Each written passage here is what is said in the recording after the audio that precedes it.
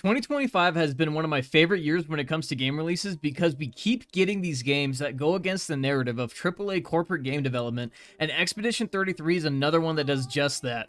The game director, who is an ex-employee of Ubisoft, gathered less than 40 people, okay, 40 people to make this masterclass of a game. He snagged the lead writer from Reddit and the composer from SoundCloud. Now AAA devs preach that in order to make a blockbuster game, you need thousands of staff and high production costs. So why can 34 people make a better game than a AAA dev team? The reason is simple, right? It's easy. It is literally the answer that everybody's been saying this entire time, and it's because they had a vision, and they enjoyed making a game that would bring their vision to life. The game director stated that he was just simply bored at Ubisoft, and I can't blame him. Why work for a studio that makes slop after slop with every release and waste your talents as a developer? This game checks every mark in my book, okay? It has great visuals, it performs well on my rig, it's a well-written story, there's fun combat mechanics and satisfying sound design, a fantastic soundtrack, and a whole bunch of build variety to keep things fresh while you're playing throughout the campaign, okay?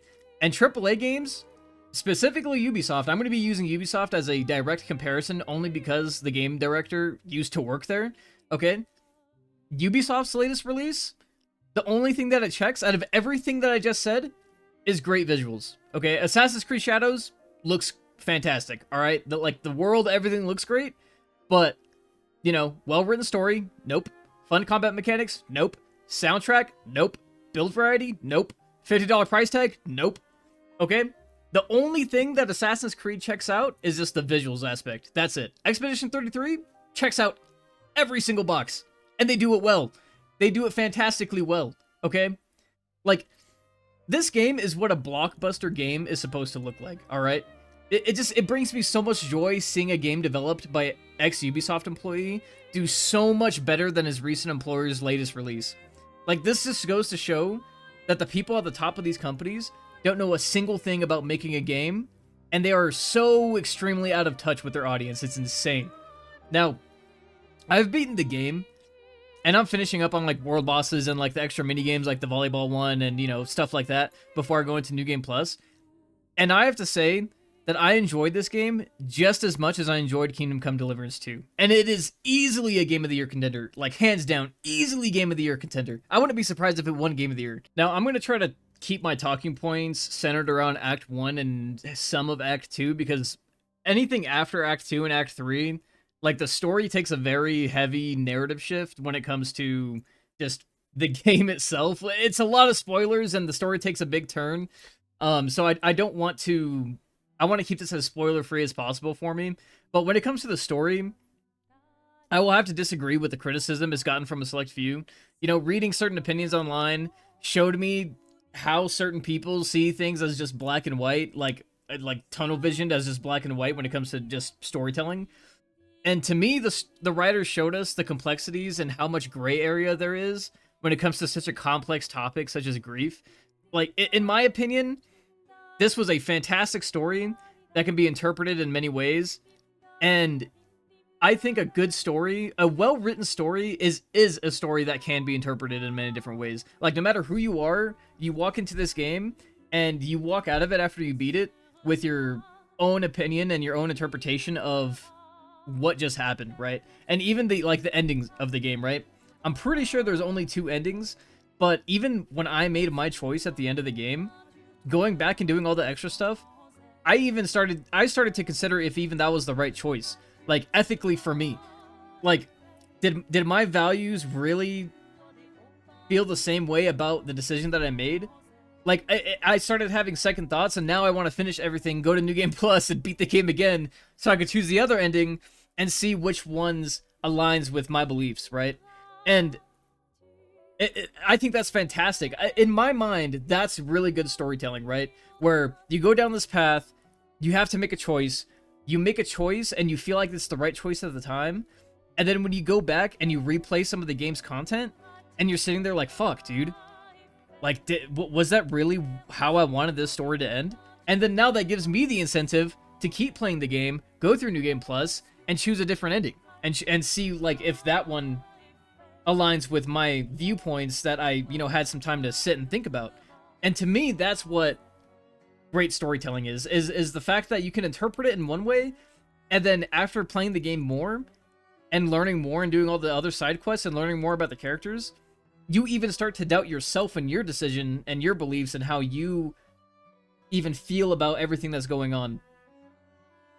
I'm gonna be honest, it's hard to talk about this without spoiling too much, but that's pretty much how I felt after I beat the game, and that's why I think this story is very well written, and I think we shouldn't undermine the amount of hard work that these writers had to go through to write about such a gray area of a topic that is grief.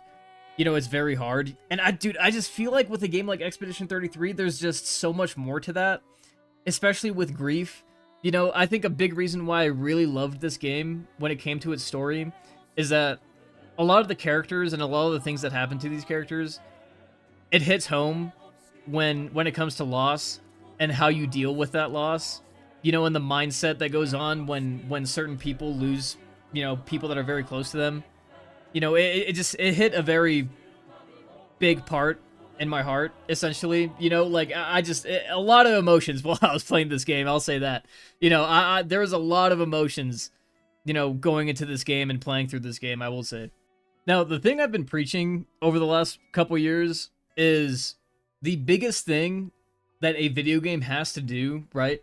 The objective of a video game is, the number one thing, is it fun to play? That's the point of a video game. You're playing a video game, you're playing it, you know, whether there's a complex story to it or not, is the game fun to sit down and spend hours on and play the game? And with this game being my first turn-based game that I've completed from start to finish, I have to say, I've had a blast with the mechanics. I mean, like, just everything about the game when it comes to combat, I had fun playing it from start to finish.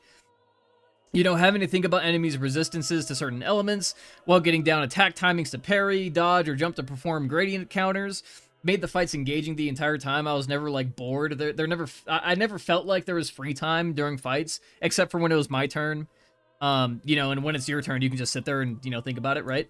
But other than that, I was very engaged the entire time. The build variety is also fun to mess with and try to get, like, the biggest numbers you can, because in a game like this, you know, the bigger numbers you can produce, you know, the more fun you're gonna have, right?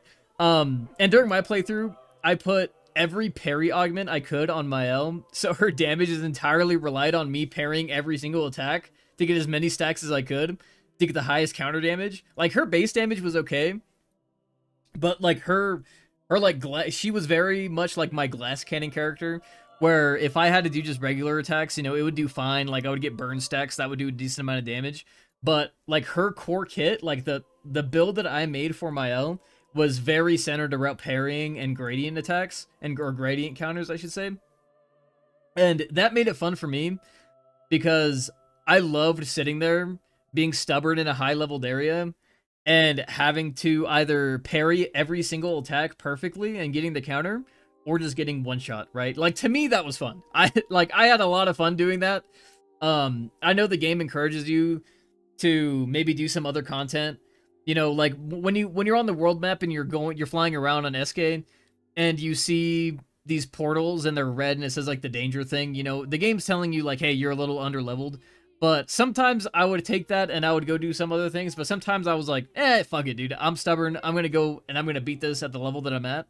And when I did that, it did feel very rewarding. It was a lot of time spent on those areas for sure. It pretty much came to, you know, so my main party was Mael, Lune, and Verso.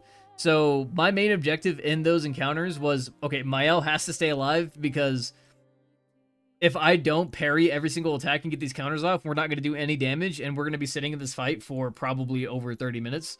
So I would literally use Lune and Verso as just mainly support characters, even though I did build them in a way where they can do chunks of damage. But in those high-level areas, I treated them more as, like, support characters, where I would either have them apply marks, I would either have them do extra burns, I would use my, like, potions to give Mael extra AP, or to, like, heal her and stuff like that. And I went into those high-level areas just full-on swinging everything that I had, you know, and it was fun. I enjoyed it a lot. I definitely think this is one of those games where you're not forced on a certain path, you can definitely go wherever you want. Now, you're essentially choosing your level of difficulty. Um, and at times, like I mentioned, I went with, kind of the route that the game wanted me to go, and then other times I just said, fuck it, dude, I'm going to these danger areas. I'm going to clear them no matter how long it takes me. I know my reward is going to be pretty good. I'm going to get like a good chunk of XP, and I'm going to feel the satisfaction of doing a high level area that I wasn't supposed to be, that I wasn't supposed to be in. And I enjoyed it the entire time. I'm not sure how many turn-based games have these types of mechanics. Like I said, I'm not very experienced with these type of games. This is definitely the first game that I've put like a lot of hours into when it comes to turn-based, this genre, I should say. But like easily my favorite parts is the parry mechanics. I love pairing mechanics in video games. I love learning attack patterns and stuff like that. So the whole parry mechanic, dodge mechanic, and all that. If there's turn-based games that have a similar mechanic, where it's not just Pokemon, where it's like, okay, you choose an attack, I choose an attack, I apply a debuff or a buff on my Pokemon, you do the same. Maybe I'll use a healing potion or a candy or some shit like that, and then we go back and forth like that. If there's games that are like Expedition 33, where they have like these deep mechanics that kind of keep the fight more engaging and you're more on your toes, I guess you could say, I definitely want to try those out, because after playing this game, I was just like it's hard for me to talk about this game, and I'm just gonna be honest with you guys.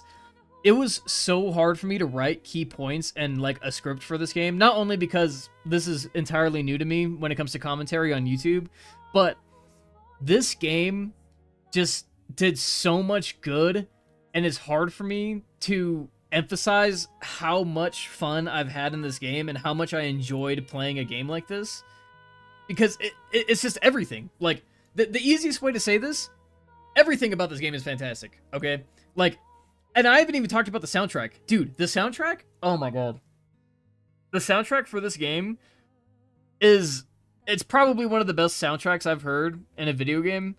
Like, and there's a lot, okay? Like there's a lot of really great soundtracks for every single video game, in certain genres and everything like that. But like, from what I remember, from what I've read, like, the soundtrack for this game has 154 original songs made entirely for this game, right? And I know that's probably not like a crazy number for most like huge games, but especially like turn-based RPGs where there's just so much to do. But like, it's just like the songs elevate the emotional scenes during the story to like a whole nother level. And then there's the contrary, where there's just these absolute bangers when you're fighting in certain areas or bosses. Like, I had zero complaints. Like, there was times where I was in a fight and I would have just put my controller down just to listen to the rest of the song.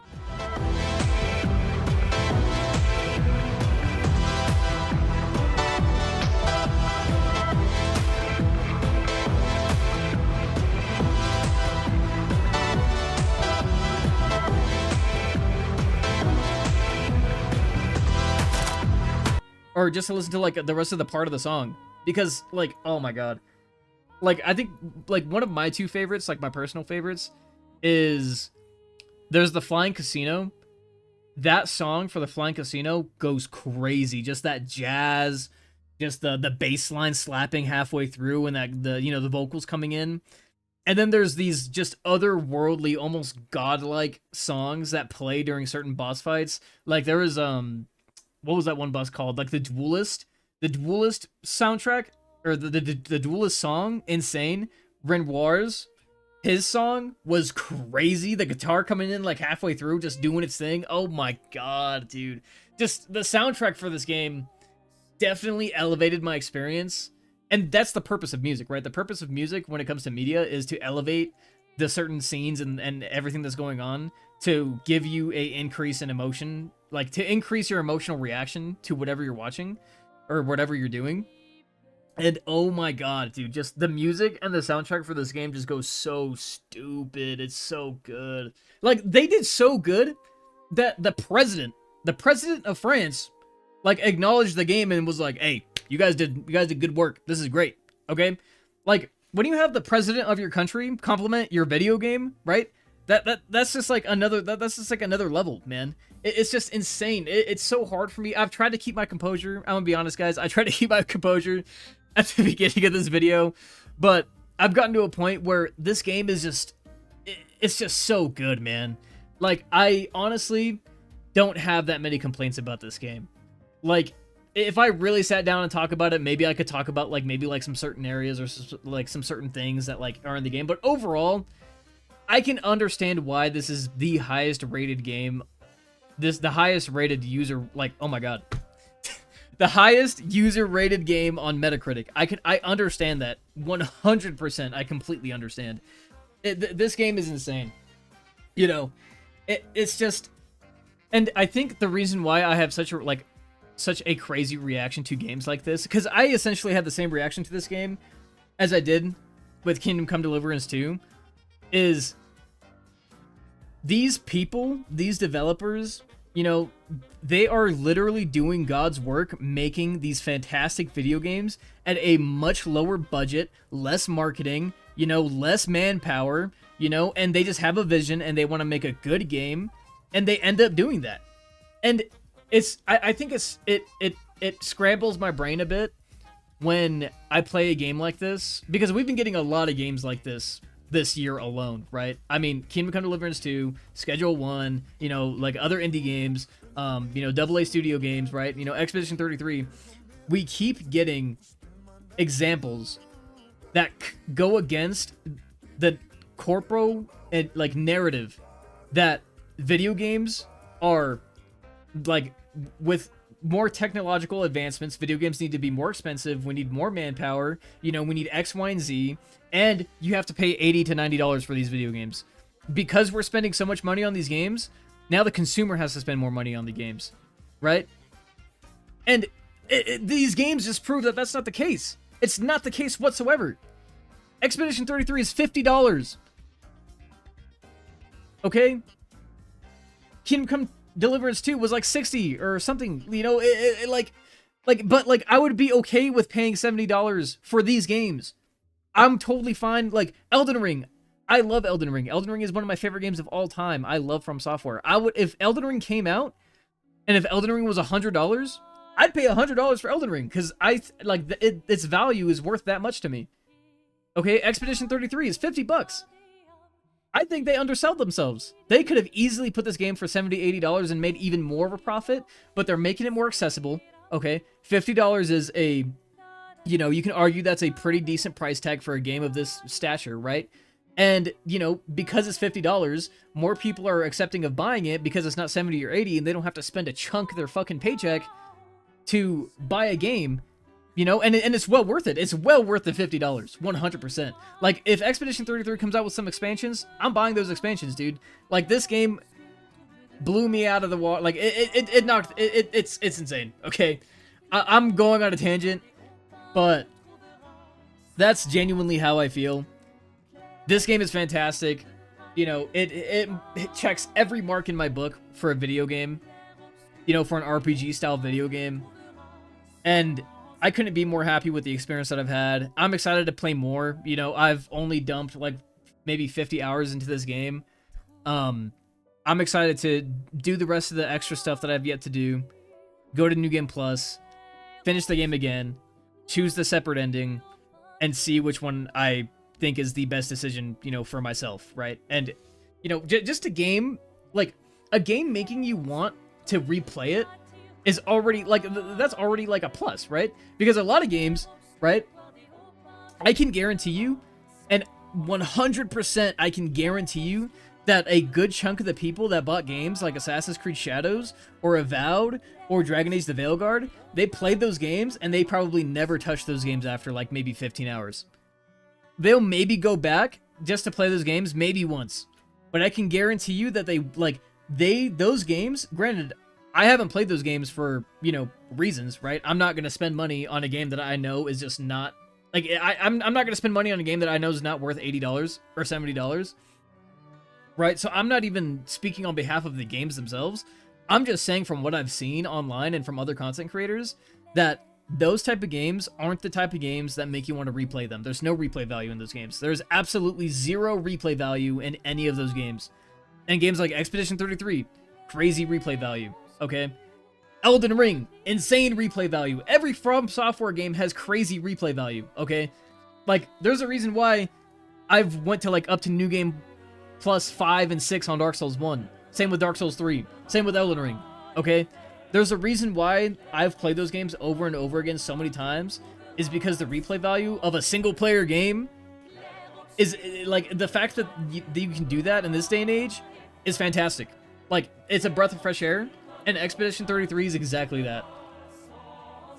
And I'm gonna be honest, I am extremely happy that Ubisoft is just a really shit company, and I'm extremely happy that they have been producing really shit games.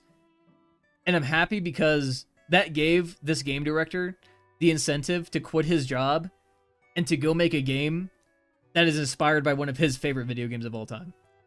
And it gave him the strength and the motivation to make a game that he knows he will be satisfied with, his team would be satisfied with, and most importantly, the consumer would be satisfied with. And so I just want to thank Ubisoft for being so shit and for being terrible people. I'm talking about the guys at the top. You guys fucking suck, and I'm happy that you guys suck, because now we get this. I'm so glad that you guys are going in the direction that you guys are going.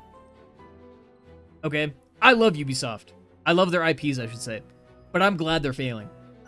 And I hope developers look at this, and because this isn't the only time some developers left a company, started their own company, made a new video game, okay? This isn't like the first time we've heard of it.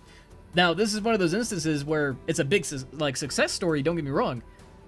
But I just hope this encourages even more developers. You know, get out of these AAA studios, man. Like, a lot of you people that do the grunt work, extremely talented. You guys are talented developers. You guys make really pretty looking games. You guys, you know, make really nice looking assets for these, like, companies and developers. But they send you in a direction where the game is going to fail. And I just think, with so many minds, and with so much creativity that goes through these people's heads, they should be allowed to just quit their company and just go pursue what you want to make.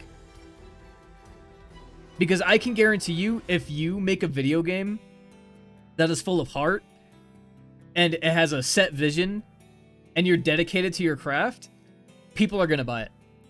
You put a reasonable price point on it, people are going to buy it. You write a fantastic story, have a great soundtrack, fun combat mechanics, fun mechanics, people are going to buy it. That's it. It's simple.